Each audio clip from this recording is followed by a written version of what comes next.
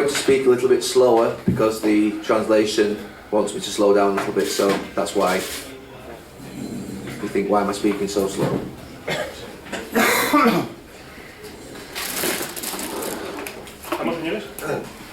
Buenas tardes, Darío Muela, VCF Play. ¿Cómo se afronta este partido tan importante teniendo en cuenta que además llega en medio de dos encuentros de gran desgaste psicológico, gran desgaste físico también, y teniendo en cuenta que el Levante se está jugando la vida?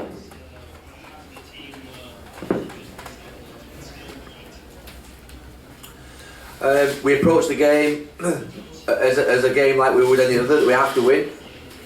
Obviously, you mentioned about the Europa League, but we have very important games in the league. We have to focus and concentrate on every single game that we have.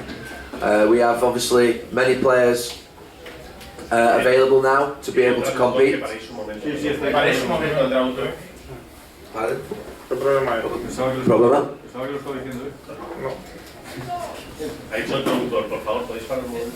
Let's start again. It was a bad answer anyway. Vale. Algo he dicho, ¿no?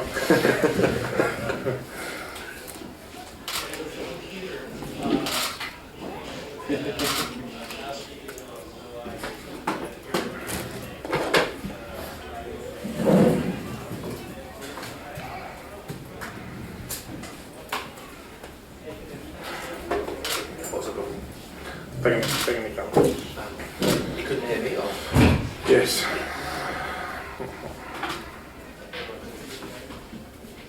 Okay, wait. I'll start again. No problem. Okay. I'll start. No, it's okay. I remember the question. I've had time to think about it now, so I'll give you a better answer. I think it's impossible for football players and coaches to be able to differentiate between one game and another. You go into a game as a football player and a coach, and you think, I have to win this game. And the idea that you prioritise in your mind, oh, this game's more important, or that, it's impossible to do. I think that obviously we've rotated the squad in the last few weeks to try and make sure that we've got everybody fit. There were a couple of players who didn't take part on Thursday evening because they had slight problems. Niggles, really, they were on the bench, but they had problems that were small, but I didn't want to risk them. So I think that we've got 4, 5, 6 players who can come in and play tomorrow who are fresh. And I don't think I can differentiate between the importance of each match. I think that the fans wouldn't allow that. Tomorrow we have to win, it's a local derby, and then we have to approach it in that way. I don't know any other way of approaching it, to be honest with you. Hola, buenas tardes, Nuevo Pico de Marca. Me gustaría preguntarle, el Levante es el único equipo de la primera división, de los 19 que se enfrentan a Valencia, que aún no ha conseguido marcarle en esta temporada. El Valencia cumple una vuelta completa de calendario sin dejar la portería a cero. Quizás ese es el grave problema, ¿no?, que ha traído la situación actual en Liga. Yeah, we have to keep clean sheets. It's something that we talk about all the time. I was actually at the game, trying to think when it was now, was it in October, November, I think the game was against Levante. I was actually at the first game, came over here to see Phil. It was a difficult game. If you remember the first half of that game, it was difficult. So I think that obviously in the second half, Valencia played very well. But you're right, we have to keep clean sheets. This next week, it has to be one of the biggest priorities in the games to keep clean sheets, because obviously when you keep clean sheets you're in with a fantastic opportunity to win the match, because I always fancy us to score a goal. So yeah, tomorrow will be a good starting point to do that, and keeping concentration and defending well is the base of any football team, any good football team, and we have to start keeping clean sheets. Muy buenas, Chema Pollo del Taller Deportivo. Dos preguntas muy cortitas. Una es la importancia del balón parado para este partido. ¿Hasta qué punto puede ser importante ese tipo de acciones en un derbi como este? I think they're important in football. If you look at, I think it's 30-35% of all goals are scored from them, so it's not as if it's insignificant. In fact, it's very significant, and I think obviously from our point of view it's something that we're working very hard on, and we're concentrating very hard on, because obviously I think if you take out the set piece goals that we've conceded since I came, we probably would have had about another 12 to 15 points. We've conceded a lot of goals from set pieces, and it's something we have to correct, because obviously factors like organisation, determination and things like this are important on set pieces. I think we've got the capability to defend well on set pieces, but we've just been struggling a little bit, and we need to improve in that part of the game. I've said that, I've been very honest with you on this. That I think a lot of the games would have been very different if we defended set pieces well, so we have to really concentrate now on this, because it's harming us. We're playing well in games, we're fighting hard in games, but then a set piece can decide a game, and we need to make sure we get this right now. Y la otra pregunta es, dentro de poco hay parón por las selecciones y la pregunta es si se va usted a ir con la selección inglesa o se va a quedar finalmente. ¿Cuál es al final la decisión?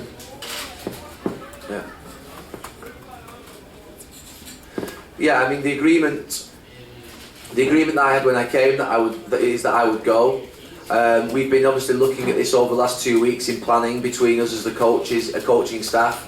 I think we have 8 players left behind that will train, and we have obviously Paco, Angulo, Phil to be able to coach them. When all the players return from international duty on the Wednesday morning, I will be back to prepare for the game against Las Palmas. It's something that was pre-agreed with before I came. I know it's not ideal in the sense that it was something that obviously part of the agreement for me coming here was that this happened, because obviously I had a contract previously. I think because we have 8 players here and we have 3 coaches, we are in a good position to be able to cover the players that are here, and I'm comfortable that we won't be in any way, shape or form a lack of preparation for the Las Palmas game, because obviously all the players return. I think 10 players return on the Wednesday, and I'll be back with them to prepare as we do 3-4 days before for each match. So whilst not ideal, I think that it's something that everyone's known about from day one, and we have obviously good coaches here to be able to take care of the 8 players who are left behind. It might be 9 players, please don't hold me to 8, it might be 9. We don't know whether, we've not got all the final selection through yet for all the countries. Aquí Mr. Pablo García para Deportes 4. Quiero saber si en el tiempo que lleva aquí ha tenido tiempo de empaparse de la rivalidad que hay entre las dos aficiones, de lo que le gusta al aficionado ganar en el campo del rival, y si a pesar de la temporada irregular, mañana es un día de dar un puñetazo en la mesa y demostrar que el Valencia sigue siendo el equipo grande de la ciudad.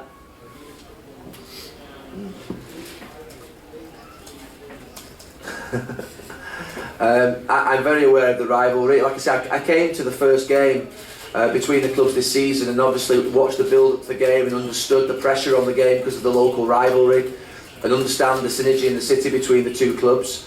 So no, I'm very aware of it. Obviously we have some local boys obviously in our squad as well who are obviously aware of it a lot more than I am, but I think it's important in games like this that we play with our heads and not our heart. I think I've played in many local derbies before myself, and I think it's important that we forget what's happening externally with the crowd and the build up to the game with the media. I think we have to focus on our game and play the match, but I'm very aware of the rivalry and the importance of the match to the fans, to the local people in the city. Hola, mister. Alex López Sanfeliu del Desmarque. Le pregunto por el estado de salud de Enzo Pérez. Hoy no ha podido entrenar, entiendo que mañana no está disponible. ¿Podrá llegar para el partido del jueves? He's getting better. I've just spoken to Enzo now actually, about 5 minutes ago. He's certainly getting better. He's in the gym working hard. He won't be in the squad tomorrow, he won't be on the list. Jose Gaya is very much a doubt for tomorrow as well, but we'll see how he is in terms of him after Thursday night. I'm trying to think of anybody else on the injury side of things that might be struggling. I think we're okay apart from that. Obviously the longer term ones like Denis Cheryshev, Bakali won't be here, but I think apart from that we're okay. Santos obviously won't be available, but I think generally we're okay. I think that Enzo won't be in tomorrow, but he's getting better, and I think for Thursday night I'm hopeful, but we'll have to see how he is Monday, Tuesday. I think we would need him to train obviously Tuesday, Wednesday for such a big game to be ready. Buenos días, Juan Carlos de las Provincias. Aprovecho que ha comentado usted lo de Gaya para preguntarle si es una sobrecarga solo o realmente es también sería duda para el jueves. Y me gustaría saber del Levante, ¿qué opina usted de lo que es lo mejor del equipo y si le ve con posibilidades de salvarse tal y como está la clasificación?